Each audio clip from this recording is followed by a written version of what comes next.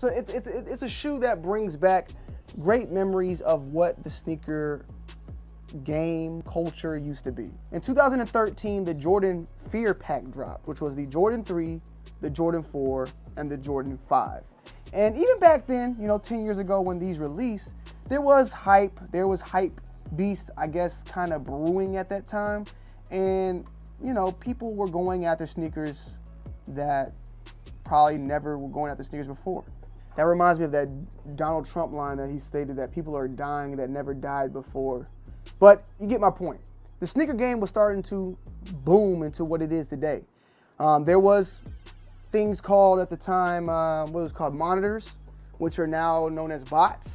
And even then, back at that time, you could get your hands on these shoes with actually just going out and hunting. Like, you could actually get a sneaker that was, I guess you could say, limited or hype of that time, but you would just have to, get up out the house, go do a couple raffles, or be up early in the morning at 10 a.m. And even then, you might take an L here and there, but out of like 10 releases, you might hit on 2 or 3.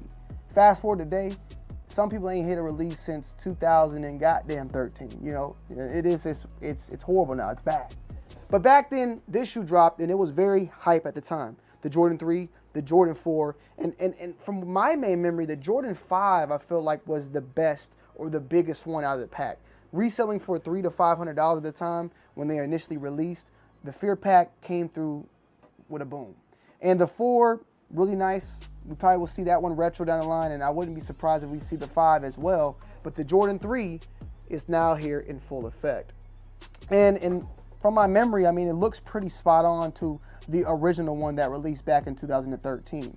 And it has some story behind it of Jordan brands from back in 2008. I think it actually states it on the box.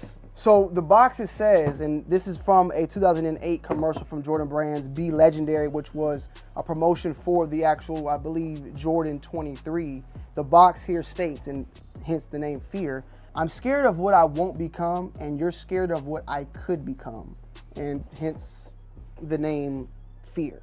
Materials on this shoe are suede and of nubuck. It has that leather distress going on at the close to that mid, I guess you could call it the mud guard of some sort. The midsole, you can see that gradient from that gray to that black with the white speckles. And also you have a whitish midsole. It's very tinted. It's not pure white of some. It has a little bit of like an egg look.